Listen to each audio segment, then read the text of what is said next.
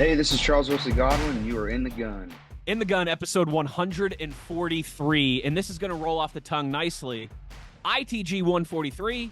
In just a minute, we're going to talk to CWG. Yes, this is the Charles Wesley Godwin episode of In the Gun. We've teased this one. We've looked forward to this one.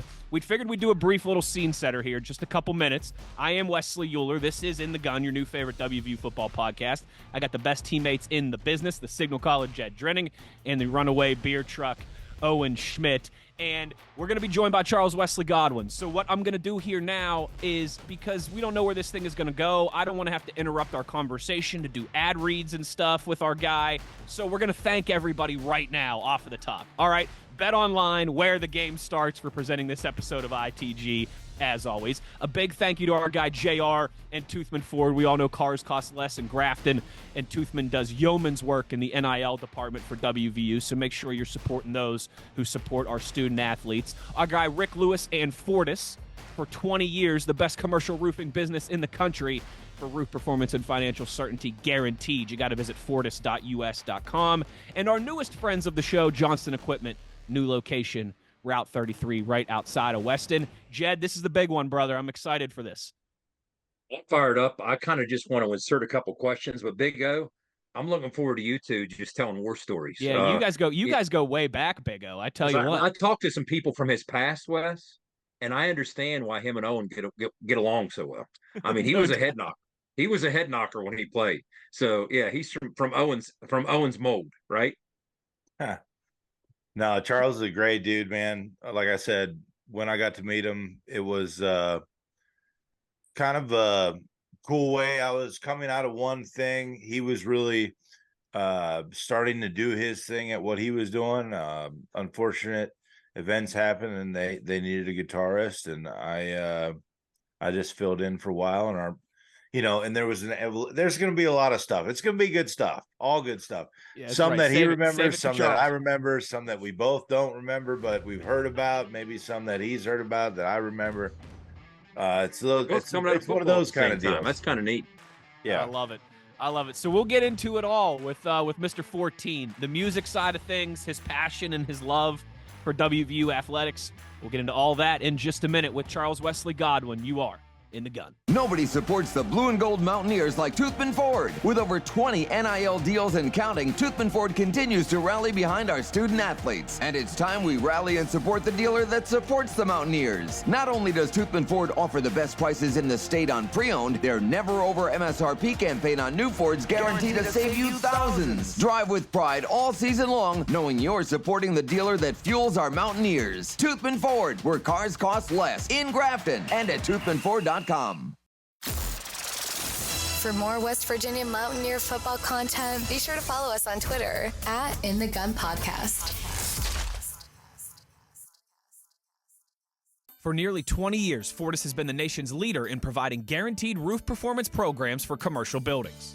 Fortis offers roof performance solutions that feature extensive initial and ongoing reconditioning for commercial buildings as an alternative to traditional replacement, with long-term performance guarantees that are backed by global leader Lloyd's of London. Fortis offers a comprehensive range of roof performance management programs that provide financial security, extend the life of our customers' roofs, and make a significant impact on ROI. Fortis is currently improving performance and increasing ROI for customers at more than 4,800 locations, with more than 140 million square feet protected, including many Fortune 500 companies that have turned to Fortis to save money, gain financial certainty, and extend the life of their existing roofs. Fortis has helped customers save more than $520 million in capital roof replacement costs for an average ROI of over 250%. To learn more, visit fortis.us.com. Fortis, roof performance and financial certainty guaranteed.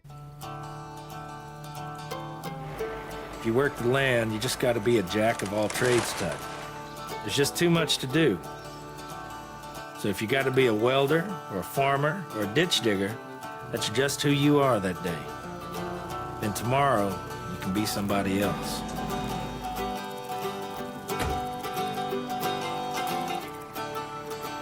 Get your Coyote at the new location of Johnston Equipment between Weston and Buchanan. All right, back in the gun here. We've teased it. We've talked about it. It's now time. Joining us is a guy who doesn't need much of an introduction amongst Mountaineer Nation at this point, let's be honest, but we're going to give him one anyways. One of country music's fastest rising stars, Morgantown native, WVU guy. You know him maybe as Mr. 14 from some of the hype videos and, of course, the now infamous hype speech that inspired a great turnaround season for our Mountaineers. One of the hottest artists in the game. He was just on the Joe Rogan podcast, biggest podcast in the world, so we figured he had to follow that up with In the Gun, obviously. Ladies and gentlemen, Charles Wesley Godwin. All right. Hey, what's up, boys? So, Charles, we want some, we're going to talk a little music with you, a little Mountaineers with you, some war stories and memories between you and Owen. But just to get us started here, I got to know, I know you're a West Virginia guy. You're from Morgantown, right? And a lot of times when you're raised like that, the old gold and blue, it's just in your blood. But I know at the same time too, like you can probably pinpoint maybe a moment in time or a period in time where your Mountaineer passion began, right? So give us your WVU fan origin story, if you will. Yeah, we, my parents had season tickets when we were growing up, and I remember watching Mark Bolger and Amos Zaraway, and playing like tag and tackle football out in the tailgates where, before, like the first iteration of Ruby had these big grass patches in some like sections of the parking lot, and me and a bunch of neighborhood kids and all would be playing football there. I think it was the Hayden's tailgate that we'd go to. And so, yeah, I was a Mountaineer fan really ever since I can remember. And I went to every single home game from the time I was from elementary school, basically all the way through college. And then it wasn't until I started playing music that I started missing a lot of games. And, I can count on one hand how many games I've been to in the last 10 years now. That's not by choice. It's just because I had to work so much. Sure. But yeah, I mean, I've been a diehard, and my Mountaineer fandom is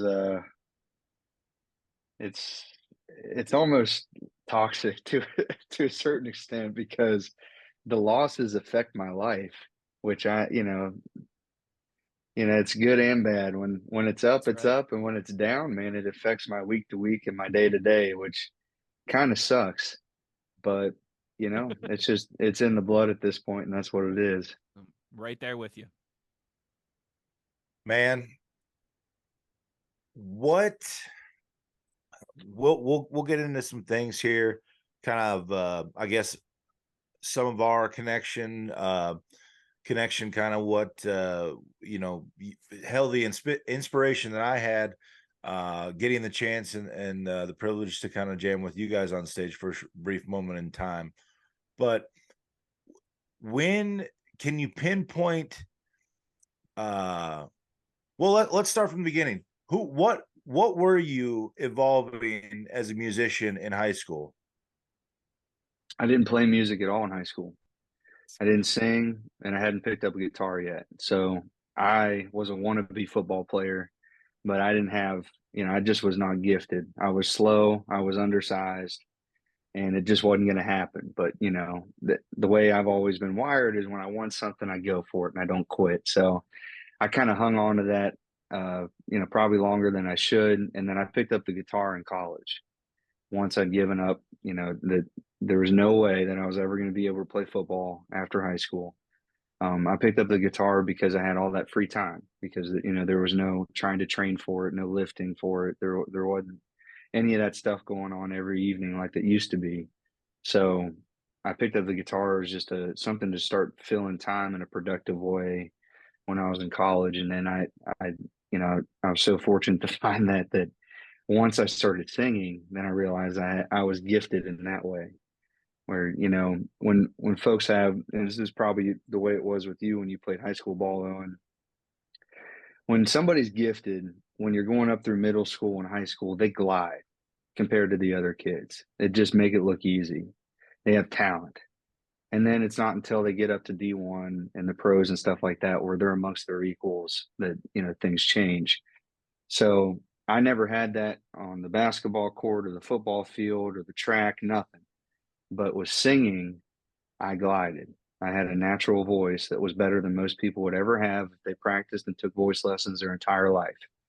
And so I was able to leverage that, teach myself how to write, and then get good enough on the guitar to be able to compose songs that would connect with people.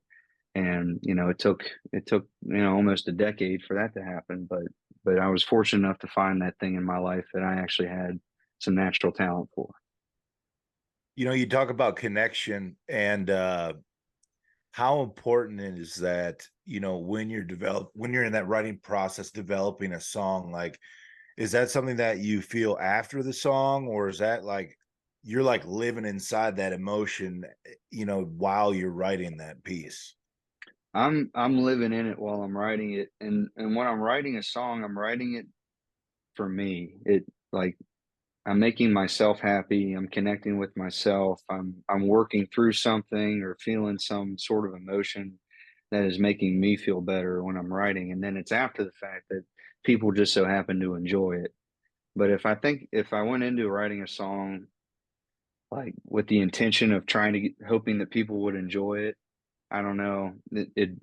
I probably hit like a block and just never be able to get through it. But as long as I'm writing for myself from a therapeutic standpoint, or just from a like a craftsmanship kind of state of mind, then it's just worked out to where people do connect with them.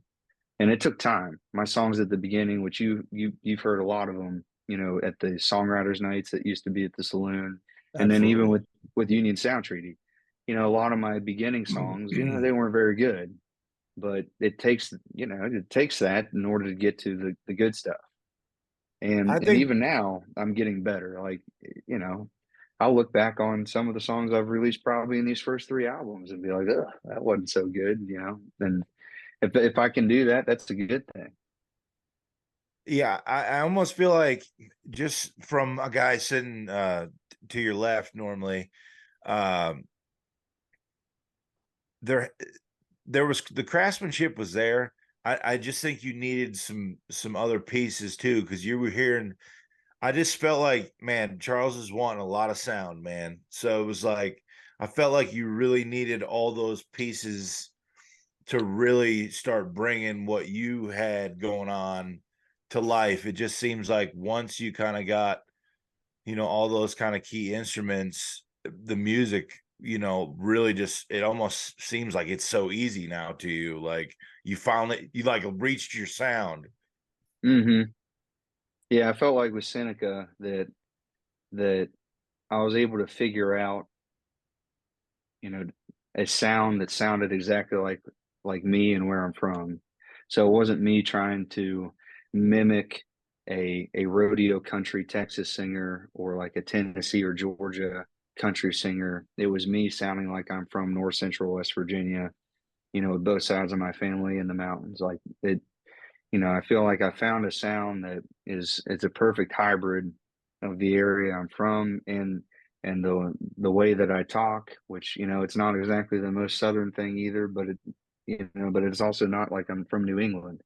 It's kind of this in between, you know what I mean?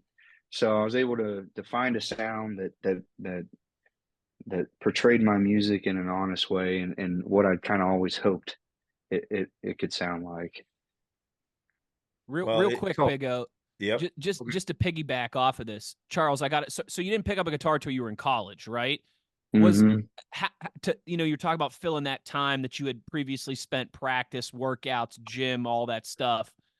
How long did it take before you had that thought of, hey, you know what? Maybe I could do this for a living. Maybe I could make a career out of this. And with that as well too, when you first went to WVU, I got to know before music, like what was the major? When you went to college, before you picked up the guitar, what did you think you were going to school for and that you wanted to do the rest of your life? Well, it's hard to know what you want to do academically in your life when you're 18. No doubt. I think No a lot doubt. of if I could, MHS I think MHS wants me to go and speak to the student body. Um, I I guess whenever I can, and I don't know if they're gonna like what I'm gonna tell those kids because and when you spoke to us when I was, I think, a junior or senior, you came in and spoke to us. Think about that.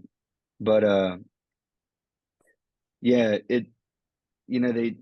they really push on you, like, go to college, go to college, go to college as you're coming up through middle school and high school. Your guidance counselor is trying to you got to meet with them once every semester to try to figure out, like, what are you leaning towards a major. And the bottom line is you just don't.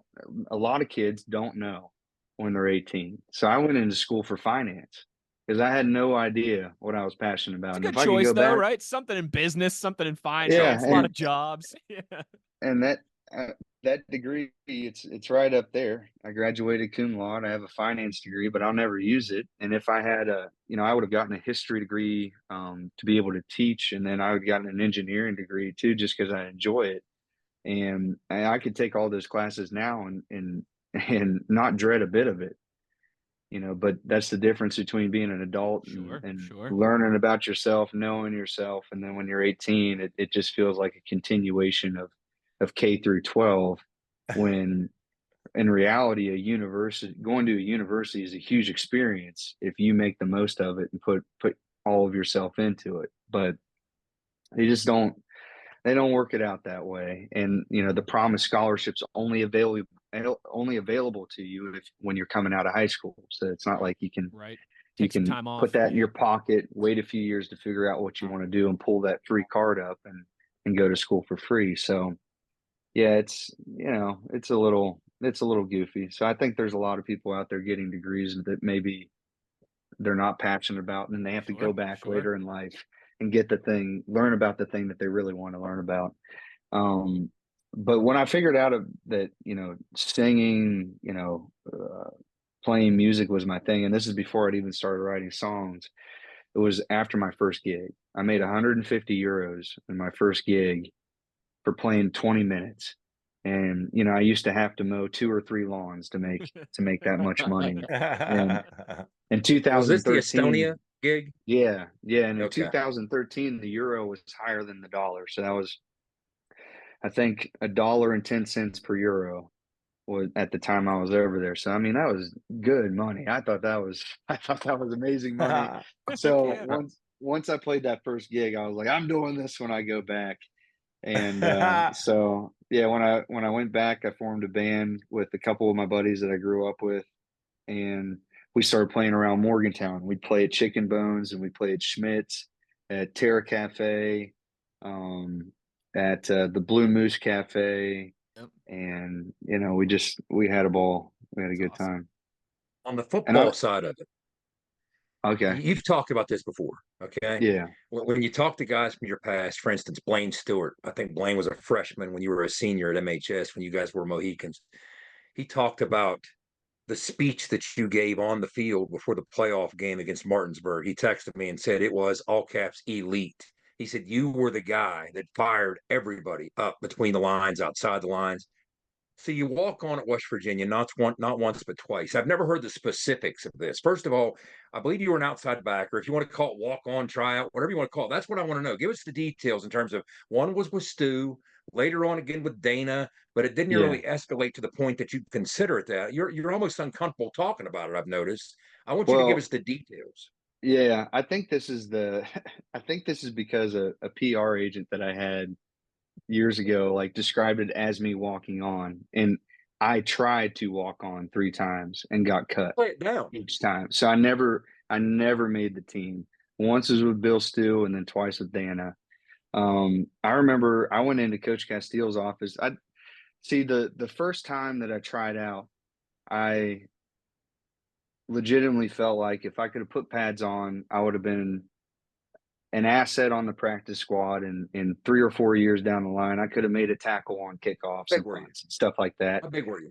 But I was 195 pounds. Okay. But I I remember you talking about never got the chance. But anyways, I remember that, especially it was after the first time I went into Coach Castile's office and begged him. I said, just because I was already going to school for free. I had the promised scholarship. Like, I didn't need anything from them. Just let me put pads on and practice. Like, oh, I can help. and they only have so many spots, and there are people that look Well, better walk us than through the me. tryout. You were an outside backer. What was the Hmm. tryout like? What did they Man, put you through? it's just like the combine stuff, and we were in shorts and a t-shirt, which didn't play to my strength. There was no I wanted to there hit was no somebody. yeah, there's no Yeah, playing. physical. There's no actually playing football. They're looking at who looks good, who's got some Yeah. athleticism, and I just didn't Measurables. have Yeah. that. I didn't have that, and at the time it was the Jason Isbell says in a song, it's a boy's last dream and a man's first loss, like about somebody's football career ending. And at the time, it felt like it felt like the death of this dream. It's kind of funny. Like even if it all worked out, it all would have been over when I was 22, and like I still had all this. You still had fucking 60 years left to go. Well, And it I might have had, disrupted what you're doing, right? and I, I, Yeah, I a couple didn't, years I didn't, later with the guitar, I guess. I know, and I didn't give a shit about anything else that was after that.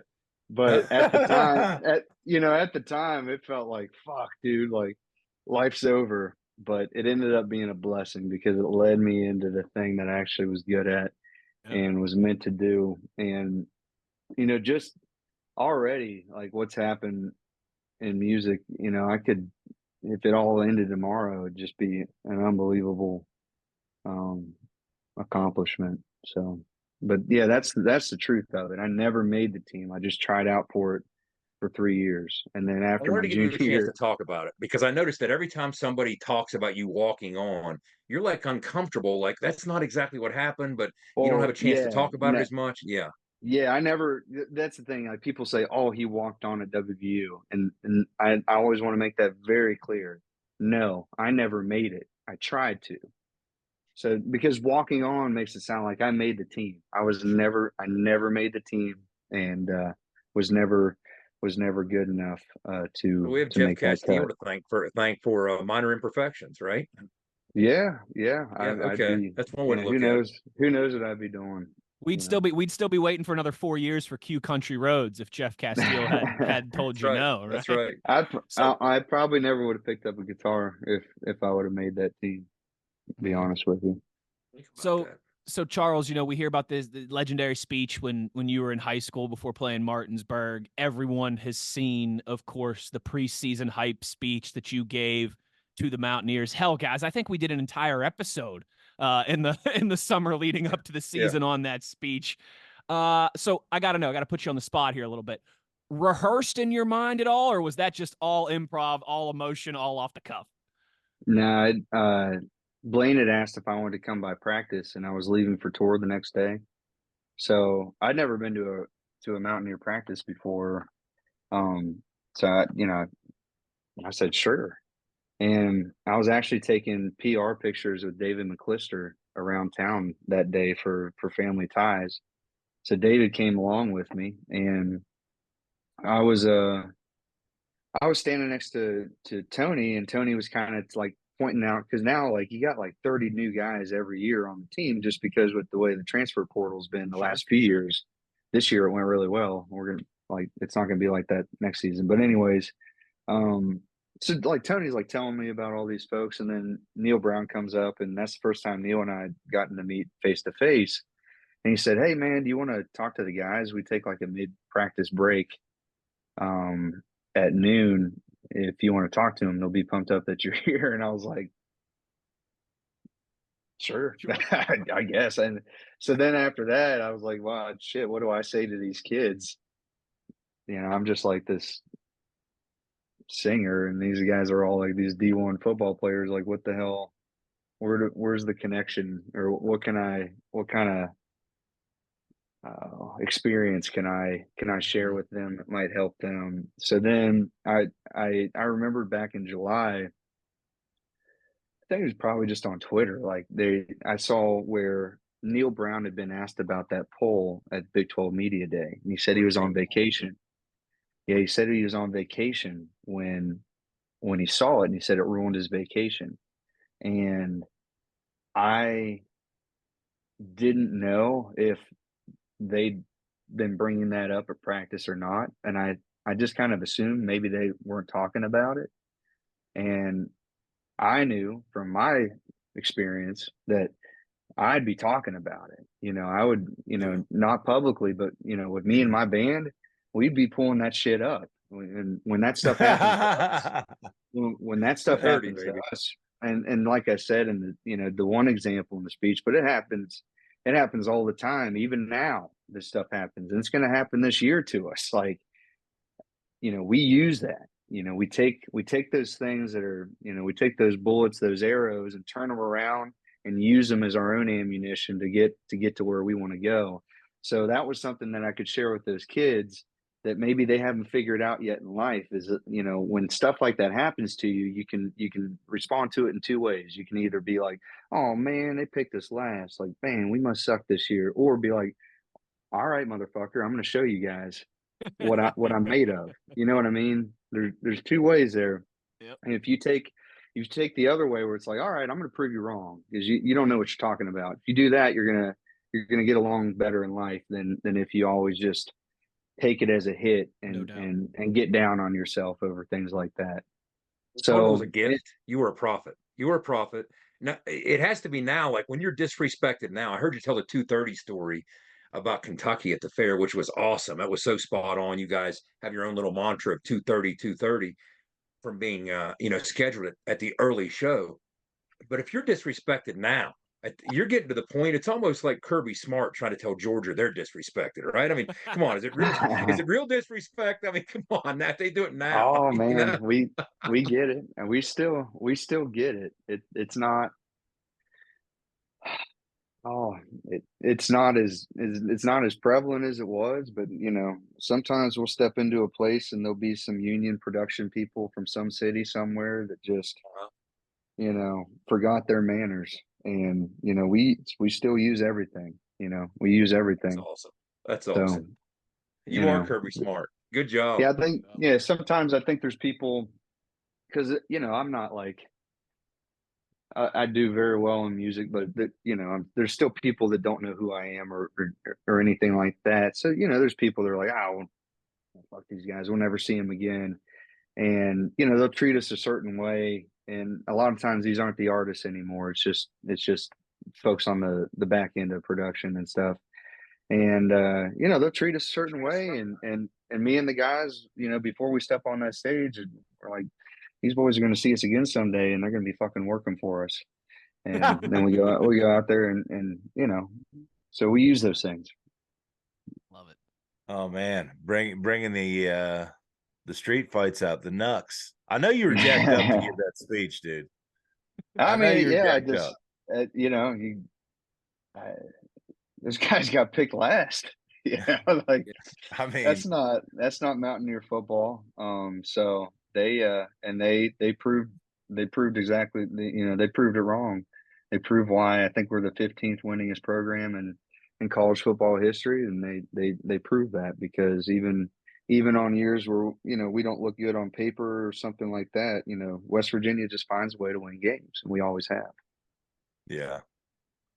Charles, I want to man, we got so much cool stuff we can kind of go to talk about, but I want to talk about how you started with the gigging early on in your career, and then just now what kind of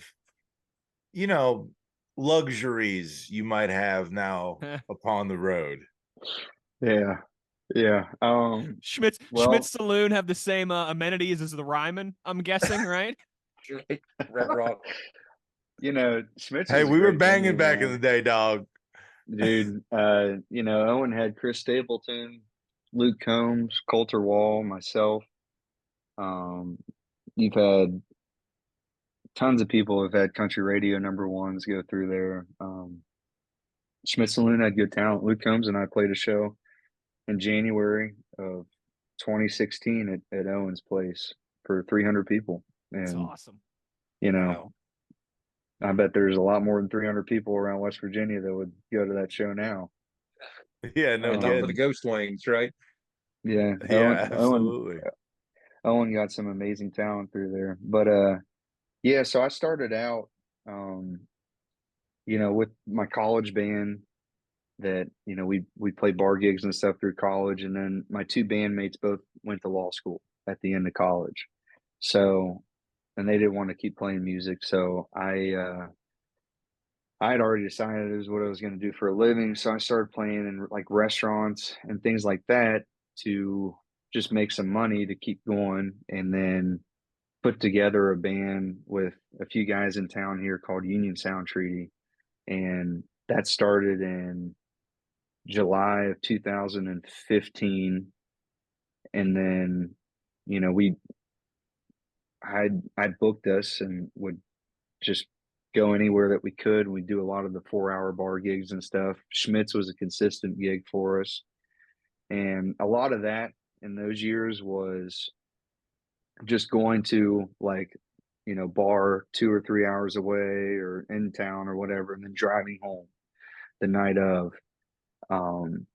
But amongst that, though, is still to make ends meet, because all I was doing was playing music. Then I would play by myself as well. And, you know, by myself, I had no albums out. You know, nobody knew me, so nobody would go see me. So I could only play restaurants and cafes and bars. I couldn't play venues because a place like Schmitz had tickets. So like they'd go see established artists, and Union Sound Treaty, you know, was a local band, so people would come see us, or we'd open for somebody. But I couldn't do that by myself because literally nobody knew who I was. So on those days, you know, I would might drive to DC and play, you know, Tris Cafe, or drive down to Johnson City, Tennessee, and play the Acoustic Cafe, or go up to Columbiana, Ohio, and play a brewery, or go over to Dayton and play a brewery. And, you know, those days I just had this old gold Toyota Highlander, and I'd bring a little sleeping mat with me and my speakers and my guitars, and had the back seats down. And then, you know, after the gig, I'd maybe try to drive as far as I could towards the next place for the next day, or if I was headed home, and, you know, then I'd pull off to a rest stop or a pilot or a love station and crawl in the back there and go to sleep. And I did that for years. In Union Sound Treaty, we went until I think mid 2018. We had a member drop out in the summer of 17, and then Owen stepped in as our lead guitarist. And you know, we kept playing gigs and stuff. And what happened with that was it got to a point where, like, sometimes I would book a run of shows, and 2 or 3, and we're a 4-piece band, and sometimes like 2 or 3 guys would have like work or things, and like not everybody would end up coming. And like it might be like me and my drummer, like out in Colorado or something. And, you know, by that point I was in my mid-20s. I wanted to get married and start a family, and I was like, you know, I'm not going to be able to do this. So I've been writing all these years, and I had this collection of songs that I felt like went really well together. And so in 2018, or at the end of 2017 and into 2018, I started recording them up in New Brighton, Pennsylvania, with, you know, my lead guitarist and producer now, Al Torrance, getting the pieces together for what became Seneca. And so I just kept going and playing restaurants and bars and cafes and anything I could. And I was able to get enough money together and max out my credit card and everything to where I was able to release Seneca. And it came out in February of 2019. And that's really the before and after. And that changed my life. Once that album came out and I released it under my own name, I could go anywhere in the country. And it was crazy. It was from one day to the next. I could go anywhere in the country, and people would buy tickets to come see me play. Now, it may not be a lot, but I could go anywhere and somebody would come out to see me. So that when you can do that, that draws the attention of booking agents and managers. And it was, you know, 4 or 5 weeks later that I got, you know, booking, which completely changes the game, because they'll negotiate on your behalf, and they'll get you into real venues and opening for people to build an audience. And that's what happened. True Grit picked me up out of Austin, Texas, and started forming a real schedule of shows for me. They negotiated much better for me than I would. I'd be like $50 and a burrito, hell yeah, like I'm in, like whatever.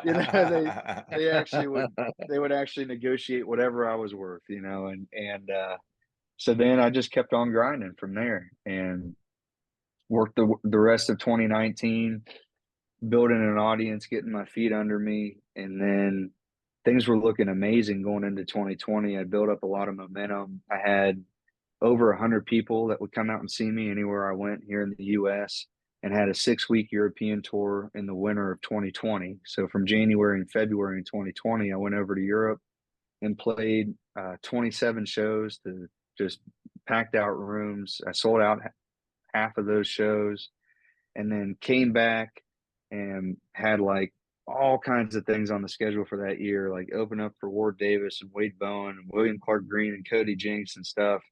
And then COVID happened, and it just cut all that out. And so while COVID was happening, I had a newborn at home, so I was enjoying that time. But on the other end, I was stressed out about what had just happened in my work life.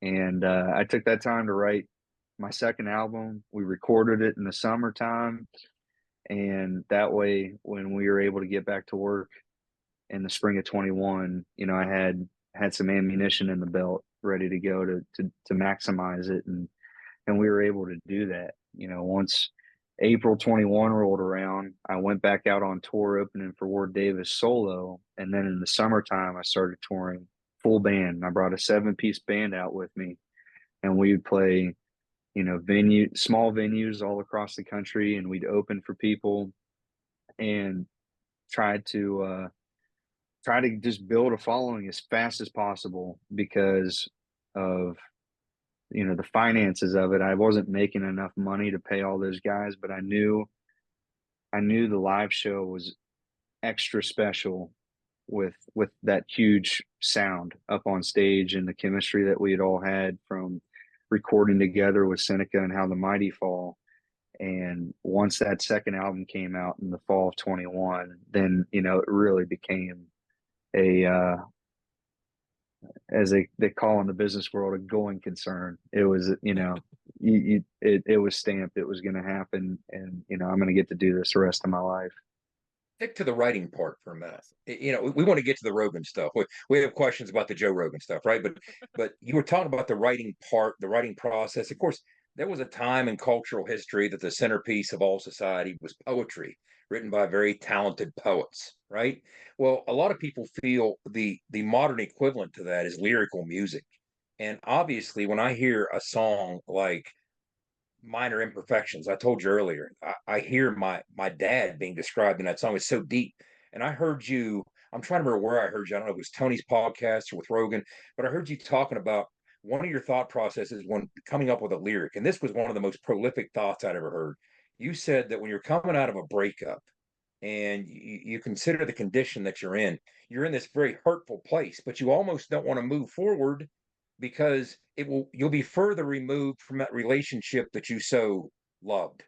So Mm-hmm. healing is something you don't even want to do. I'm like, that is deep, man. I mean, that's where these lyrics are coming from. Walk us through your process, some of which, as you told us earlier, takes place in that very room that you're sitting in, the writing process.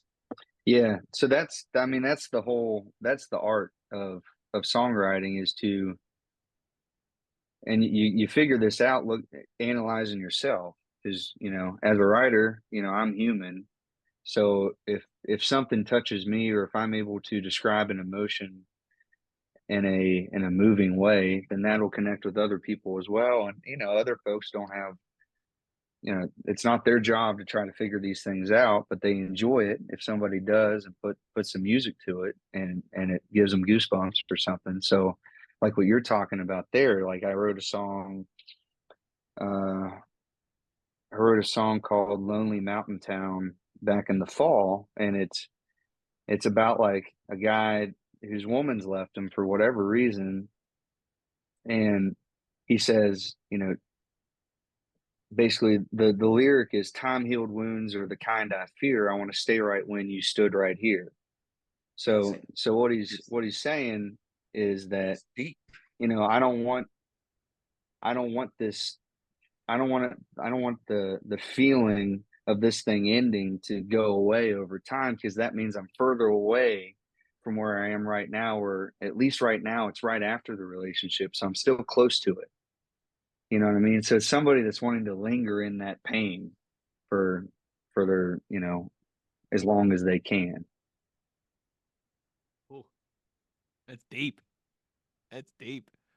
Yeah. So like it that I guess that's the whole art of it, is you can describe something that everybody feels, but maybe they haven't put the words to the feeling.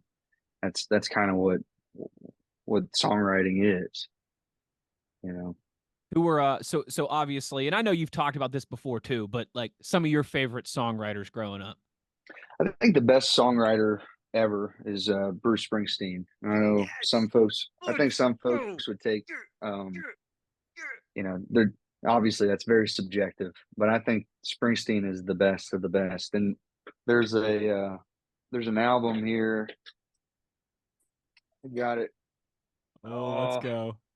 Let's go into the personal collection, baby. I love it. The magic happens right there in that room, guys. Oh, it's Nebraska. It's Nebraska, isn't it? Yeah. See this here? I mean, this thing is an absolute work of art. Oh, I mean, it gets right into the dark edges of humanity in a way that I like. It's just very inspiring. So, yeah, Bruce Springsteen's a big inspiration of mine. Willie Nelson is. The Avett Brothers are the whole reason I picked up a guitar. That's why I decided to pick it up as a hobby. I watched them at the Grammys in 2011, and thought, that'd be something cool to do in my free time. Maybe I should try to learn the guitar. That'd be something productive. So, those three are big influences of mine. Chris Knight, who played at the Saloon, on the regular, is a big writing inspiration of mine. Chris has a gift for using such simple language to write just he puts them in such amazing combinations that it's just incredible writing. Chris is really the pen of rural America, in my opinion. But yeah, those are a few of my influences. love it. Love it. Charles, do you spend much time down in I'd say Nashville connection, kind of doing your thing down there, or are you more? I mean, you told me here recently you're going on a big tour here. You got a little bit of time, but then you're going on a tour. What you got coming up?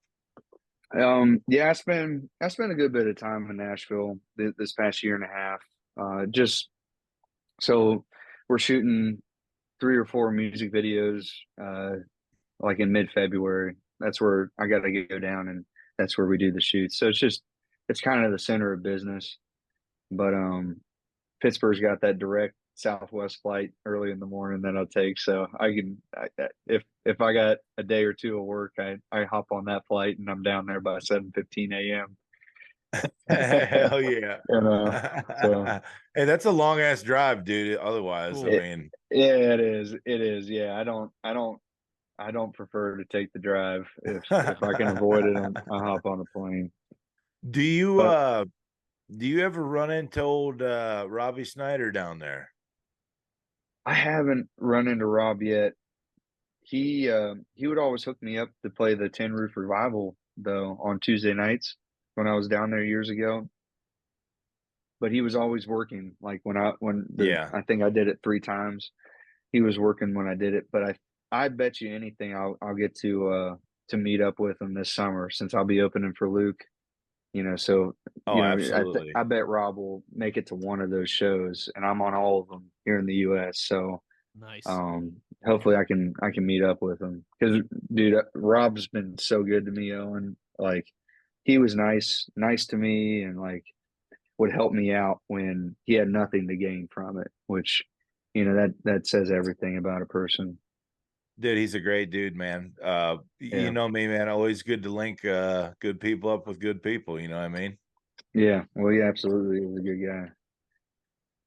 All right. Well, I know Jed's been dying to ask, so let's do it. What was it? What was it like? Listen, I mean, I know ITG, Joe Rogan. I mean, the platforms are pretty similar, right? But Notice he was ready for ITG, right?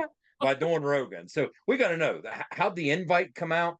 well, What's the yeah. studio like? Let's get the behind the scenes Yeah, stuff. That's what's fascinating. he got his Yeah, practice round in, right, Jed, before he that's came right. out here to Yeah, play the full 18. got his Well, practice. Yeah, I that's mean, right. if we were all in person, just around a table, that's basically what Rogan would be like as well. Like it's very informal. Um, Joe was put onto my music by one of his best friends, another comedian. So he reached out in October and asked if I'd come on the podcast. And, I said, hell yeah. And January 9th ended up being the date. And, yeah, you show up and, there's some security and stuff there that lets you in. And it's like this very indiscreet place from the outside, but then on the inside, it's got like everything that he needs for his day to day. And, he rolls in, is like, "What's up, man? You ready to go?" And then grabbed some coffee, and we went right into the studio and started Nice. talking. So that way, we wouldn't talk about things that might be interesting on the podcast beforehand. And yeah, he was super nice, super accommodating, and then invited us out to the comedy club that night. And we went out and saw an incredible show. It was it was Brian Simpson, Ron White, Theo Vaughn, Shane Gillis, and Joe all in one Damn. night. Wow. That's some Yeah, A-listers, Wow. man. it was a good show, and Is there a it break? was a what's Are you that? straight through when you tape with him? Is it straight through with no cuts, or is there a break in the middle, or how do you do that? Nah, he and ours was straight through. We didn't take a leak or anything, but I think See, I if almost need a if somebody hydration coach to get ready for that show. yeah, if somebody does have to use the restroom, though, I think they just do like a hard pause and then just bring it back once they're back from the bathroom. But yeah, it was an awesome experience, man, and he was super nice, and he's exactly himself on the air because that's exactly how he is off the air too. So it's not like there's no act there. That's how he was in the green room at the comedy club that night too. Just the same interests and like the passion for like the things that he's into in life, like that. There's no acting there. That's just how he is, and it's pretty cool. That's awesome. I honestly, man, it's been so awesome to see the success. What's it been like with the home life during all this kind of craziness a little bit? I mean, There's a question. you know what I mean? Yeah, I really want to know, dude, because I mean, you're a great man. You got a great wife, and yeah, that's got to be your rock, obviously. What's the family life like? man. I was gone hundreds of days in 21 and 22. 20 last year was a little bit better, but I was still gone a ton. And then this year is going to be considerably better. I'm home a ton from now until April, from all winter till April, and I'll be home a bunch from September through the end of the year. I'll just be gone a lot this summer from April to August. Um, so yeah, it was really hard. I missed, I've been gone pretty close to probably half the days of Abigail's life. And then a good portion of Gabriel's too. I had all of 2020 with Gabriel, so that was special. But yeah, I've been gone a lot and missed a lot, and it's just it's a balancing act. I got a 24-hour rule, so if I'm able to spend 24 hours here at the house with the family, no matter where I'm at in the country between shows, I'll make the flight. And Awesome. if it ends up being where it's going to be less than that, then I won't, and just wait until I have a point in time where I can. But if I can get one day, and if we're on the West Coast in Seattle or wherever, I'm making the flight back, and it doesn't matter. Don't care how much it costs or whatever. It's just a rule I have because throughout the year, then that adds up. Maybe I get 14 extra days that I wouldn't have had otherwise. So that's the best thing that I can do to make it work in these years that I have to be gone this much. Um, yeah. The goal is though to get to that point where I only have to go out to 30, maybe 30 to 50 times a year, and that's it. I enjoy my work, so I don't dream of not having to go out. Like I think I'd go crazy if I don't have aspirations of like taking years off, but I do really want to get to that place where maybe I'm out 30 to 50 times a year and home so much where like my kids' friends are like, "What the hell does your dad do?" Does he have a job? Yeah, that would be nice. That would be nice. And then I'll get a bus at some point that's just for family. And in the summer times, I'll bring them with me, and we'll be Nice. together during some big chunks of the summers while they're growing up. So, because I think the summers are always going to be busy. Well, last one I got for you, Charles. I'm going to flip the script here. First, I want you to tell us, in heading out, who your favorite mountaineer of all time is. But I also want to know. I had that January form. 2nd. I had that form in the quick hitters to get out of here, but that's all right. Well, it's cool. It's Okay, cool. okay. January 2nd, 2008. Just go with this one then. We'll do the quick hitter later. January 2nd, 2008. That was probably, I'm guessing, your sophomore, junior in high school, when Owen and Pat and that whole crew with Stu played in the desert in the Fiesta Bowl. Where were you? What do you remember about that night? What do you remember about Owen's speech, his impassioned speech? Everything about that. Let's put the fan hat on now. As the All Mountaineer right. fan we know you are, walk us through it. I'll never forget it. I was just a few rows up on the 50-yard line. I was there, and I was a sophomore in high school, and that is my favorite Mountaineer experience of all time. Coming from the low after that pit game to the high of upsetting that just absolutely stacked Oklahoma team out there with Bill Stew, who the sports media had no idea who he was, and like everybody was like, they wrote them off after that pit game, and that was the best. I mean, it was the best fan experience of my life. I don't know if I'll ever, even if we win a national championship, I don't know if it'll ever be as emotionally special as that night was. My favorite Mountaineer of all time, just because he played like he did the position that I wanted to be like him, because I could have never run the ball like Owen or anything like that. I grew up across the street from Mark Magro. So, I looked up to Mark Magro growing up, and Mark Magro was a part of those Sugar Bowl and Fiesta Bowl team. And so, that was my favorite Mountaineer. Growing up, I always liked Casey Vance and Reed Williams, like those West Virginia linebackers. Casey Vance gets a shout out. I'm going to text him. Wow, oh, dude, Casey Vance is a great example of just developing, man. Like, that guy, I don't think there was any other Division I team in the country that would have ever looked at him. But he came to West Virginia and worked his way to make it. He had like 100 tackles his junior and senior year each year. Then there was Pat Lazier was a beast too, from up there in the upper blast from the past, man. Wow.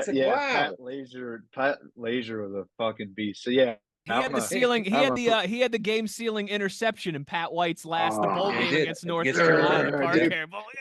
The hits that Pat Lazier would lay on folks. So anyways, yeah, I'm a sucker for just a good hard nosed like West Virginia linebacker. But anyways, so those are some of my favorite Mountaineers. Obviously, Owen is right up there, man, with just the runs that he had and the passion that Owen had, and like Owen was the embodiment of what it is of the state and the blue collar nature of the state. And I know you're from Wisconsin, but I mean this place took you in like you're one of us. Absolutely. So yeah, those are some of my favorite experiences. Those are not Fifth Avenue Mountaineer fan answers. You're a gritty Mountaineer fan with those answers. You drop a Casey Vance and a Pat Lazier, baby. I'm texting Casey as soon you're as you're in the right place. All right. CWG gives a shout out to Casey Vance. You gotta love it. bring like the flogging Molly back on third down. Like I want the Irish music, and I want I love that shit. I want scores 14-3. Like that's what that's the kind of Mountaineer football 3 that yards I and a cloud love. of dust, baby. Yeah. But All right, so we've kept you way too long, and we do really appreciate this. A couple more. So that's funny. I had favorite WVU sports memory and favorite WVU sports athlete as a couple quick hitters to get us out of here. Those are great answers. Couple more for you, okay?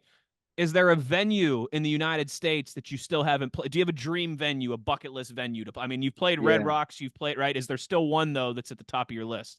Yeah, Madison Square Garden is a big one. I want to play. I want to play it really bad. That's a goal. The goals that I'm still chasing. I want to get salary for everybody that's involved on my team. And I want it to be to a point where everybody that's involved in the organization lives a very comfortable life.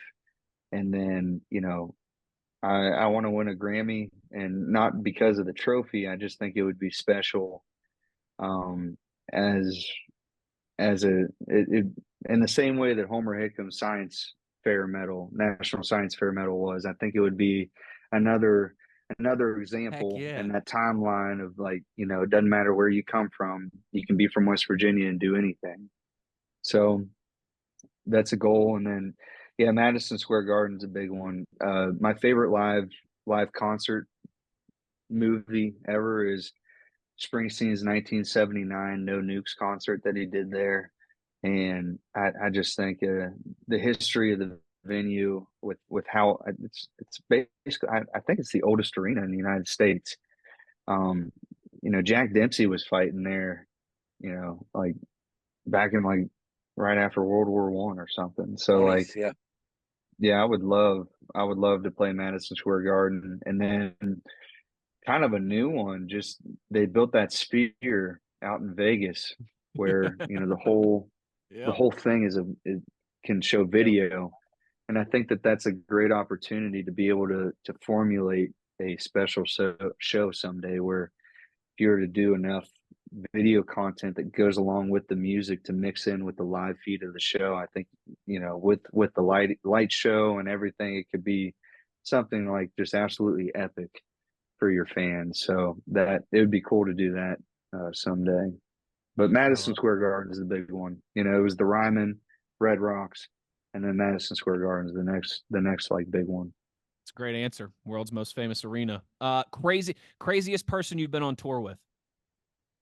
I'm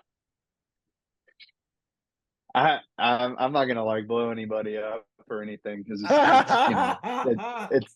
it's private business. You know what I mean? But there are still some folks out there, like, doing it, like, partying the old way, like just like there are some folks out there that are doing it all. And I've I've done some runs of shows with some of those types, and it's a hell of an experience, because, like, me and my guys, we're like taking, like, ibuprofen before we go on. And we're trying to, like, we don't drink very much anymore or anything. Like, it's not, we're very tame compared to, stories that, or, the perception maybe that people have. Sure. But there are still some folks out there just going 150 miles an hour still, and not getting any sleep, and just going until the wheels fall off, and the wheels always fall off. They do always fall off, without a doubt. Good answer. All right, couple more here. Favorite place to have a beer in Morgantown? Oh, I'd say Gene's Beer Garden. That's like that's my college bar. That's where me and my buddies would go and just drink. Yep. It's Gene's Beer Garden is a drinker's bar. It's a bar for conversation, and it's got tons of history. So I love it. Spent a lot of time in Mutts and a lot of time in Gene's when I was in Morgantown, without a doubt. Okay, Yep. last quick hitter I had for you. Favorite place to eat in Morgantown? Favorite place to eat in Morgantown, I'd say Stefano's. Yeah, it's a place that my wife and I enjoy, and every time we go, it's good. It's great. And then I got to give a shout out, like, where I order my pizza from is Colasantes. So like usually Wayne told me. Yeah. anytime I get home from a run of shows, I don't feel like cooking. My wife doesn't feel like cooking. She's been holding down the kids alone, while I've been gone. So That's we awesome. always order Yeah. Colasantes like any day I That's fly awesome. home. I love it. Okay, this might be put because I hate it when people ask me questions like this, but this just came into my mind. So, do you have a favorite song of all time? Favorite song of all time? It's a good question. I think mine's Thunder Road by Bruce Springsteen, but if you ask me next week, I'd probably change my mind. Well, I want to give him time to answer favorite lyric of all time. That would fascinate me. What his favorite lyric would be. Yeah. Yeah, maybe my favorite song of all time might be Nothing on Me by Chris Knight, because I listened to that when at some of my lowest points. And in those years before Seneca, when I was just trying to keep going, and Nothing on Me would get me through, I think, some nights when I might have quit otherwise. I dig it. So if I had to pick one, that'd be it. Okay. Gentlemen, I mean, listen, we got him here right now. All right. Speak now. I got to ask Charles one more thing. Okay. Charles, there was a gig we played. Okay. And we had to get a place to stay after the gig. And it was this camper for like Bristol. It was in Bristol, Tennessee, yeah. at that janky festival outside the racetrack. Oh man, listen, so we're playing this show. It's strange. It's just really strange. Yeah. And we got to find a place to stay after the show, and I guess like there was a campsite there, and Charles kind of like, right? I mean, no heat, no nothing. It was freezing that night. I ended up wrapping myself like a human burrito in a foam mattress topper pad. Like, dude, oh boy, it was good times. Yeah, I think we probably made $500 for that show, and it was you, me, Sean Wilhelm, Ross, and Nathan Colombo. So that's not enough to get a hotel. You know what I mean? So we took that whatever that dude was up on that camper, and it that was in April of 2018, and but it was like unseasonably cold that night, so it got down into the 20s. It was like a breeze or something that night. So like we were all in that camper trying to go to sleep, and then like I think me, Ross, and Sean all squeezed in on the little bed, like in the back, and the three of us were like spooning each other for like our body heat, and then you were out on like the little like bench, like in the living room, and you'd gone in the closet and like gotten like just like a big yellow foam like mattress pad, but it had no sheet or anything wrapped up in that thing. And then Nate Colombo just like gave up and like got in his car and like started driving towards Columbus or wherever he got. Oh, but yeah, I remember that gig. And do you remember we drank a lot that night too? We had a good time. Do you remember Brother Oliver, who played after us? Yeah, oh yeah. That saloon room. I'm still friends with those guys. They're from Greenville, South Carolina, and they were a great band, dude. Yeah. So we met them that night, and like over the years, I've still kept in touch with them. That's so cool. That's awesome. And it's such a small world in that community, man. I mean, and the connections and I mean, it's great to meet all those people, because everybody at one point, was trying to grind through it too, so such a great thing. But man, and we had many more good nights, gigging those gigs. I mean, it honestly was a lot of fun. We had a stellar gig in DC when we played JMU. That was probably that was the best. That was the best. That was a popping night. That was the best one. We played at Hill Country before we played Virginia Tech at FedEx Field the next day. And like the Alumni Association tried to have like whatever their thing was, and it ended up just getting blown up because we were in town playing at Hill Country Live down in that basement venue, and it's like 300 capacity. The ceilings are 6.5 feet maybe, and and this is again where a booking agent comes in real handy. We sold it out, but we had agreed to do it for $400 before, whatever. So at the end of the night, the manager's like, "Thanks guys so much," and like handed us that $400 check. And then the West Virginia fans had sold them out of beer. We'd sold out the venue, and I mean, we made as much as like maybe a bartender as a whole band that night.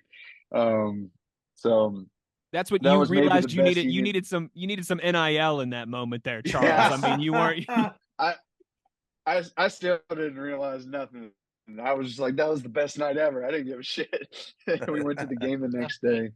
But yeah, that was a good one, Owen. I remember that one, man. Another one that I'll never forget. You remember playing the Peacock Pub down in Pineville, West Oh Virginia? yeah, in the middle of nowhere We with played. like 2 or 3 people Yeah, there.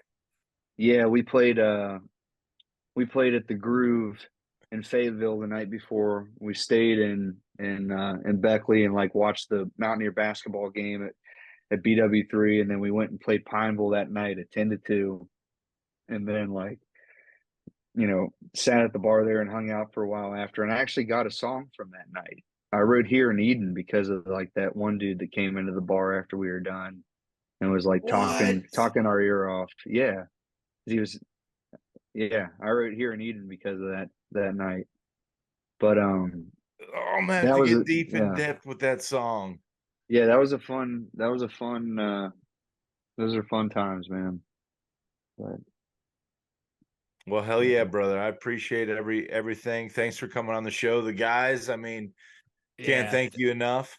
Thanks so much. But we like Absolutely. Charles. We're not saying this just to blow smoke up your butt. Like when we get to the end of every regular season, we kind of have a round table of like, all right, who are some guests? We need some content for the off season. Who are some guests we want to get? And we're running through some. And hey, let's get Blaine Stewart on, and let's get Rasheed Marshall on. And hey, can we get Pat or Steve on here? And Owen said, hey, what about? I bet you I could get Charles Wesley Godwin on here. And we all kind of We're like, stopped and wait, we were what? like, Yeah. yeah, hell yeah. Actually, move Wait, him to the what? top of the list. oh yeah, Let's get this done here. So yeah. I seriously, mean, hell, I can come on anytime for Owen. Owen was one of the first people ever that would actually book me in a venue. And I remember Owen was texting me in the fall. Oh, no, it was the spring of 2015. And I remember Owen texting me and saying, "Man, I think you could go all the way with this thing." He's like, "I listen to a lot of people, and I think you can actually do this." And I was might have been the first person that ever said anything like that to me. So Owen saw it that's awesome. from the very beginning and was a huge piece of that. Owen gave me a weekly gig on Monday Night Football each week. I could play 3 hours from like 6 to 9, because people would come in and it was wing night, and people would eat wings, watch Monday Night Football, and I'd just sit up there on a stool and just play songs. I'd write new ones throughout the week and just throw them out there on those nights and get reps and just getting used to playing in front of people. And that kind of stuff paid off because I got such a late start. It took all those reps and all those years of doing that kind of thing to work out the influences that I had in my voice and get to what my natural voice was, and writing song, being like, I'm going to write a new song before next week, so I have something new for that, for wing night. Sure. And that forces you to just get reps in, and I was writing a lot of bad songs, but it was getting closer to the good ones each one I'd write. So Owen was a big piece of all this happening. Owen Schmidt, talent scout. How My about man. that? My That's man. right. Dude, I mean, I don't know how much Owen talks to you all about like Schmitz, but Owen had incredible talent roll through Schmitz. It's good stuff. Owen had Chris Stapleton on the corner stage in I know, 2013. that's insane. It hasn't rolled out reopening You Schmidt's know, Select. Yeah. Huh? Well, shit. The other side of that is the bar business is a whole fucking mess, and you got to be built for it. And Yeah. I know Owen was absolutely sick of it.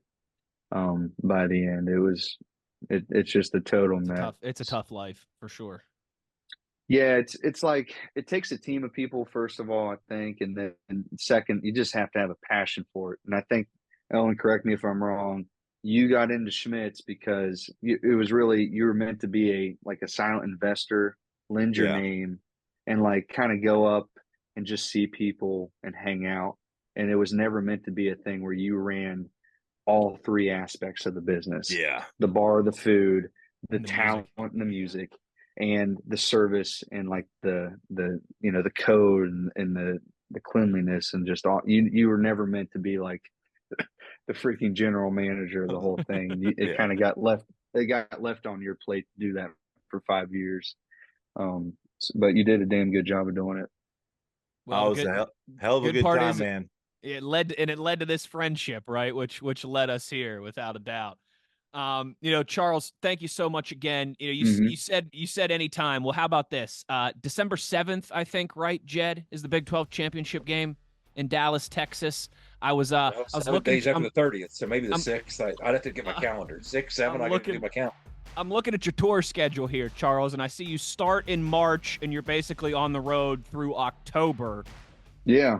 If I'm doing this in my mind, that means you got nothing in December. So when the Mountaineers are getting ready to play for the Big 12 championship that first weekend in December, we'll have you back on the podcast. Sound good? That sounds good to me. Let's go ahead and put that in the books, and then if something like, crazy comes up, I'll let you all know. If Madison Square Garden comes up, we'll let you bail. All right? How about we get him on the charter to Jerry World with us? How about that? I got a feeling they could find a seat. I got a feeling they could find a seat for Charles Wesley Godwin. Ladies and gentlemen, Charles Wesley Godwin, making us proud. WVU, Morgantown, West Virginia, and beyond. Thank you so much for the time, partner. We really appreciate it.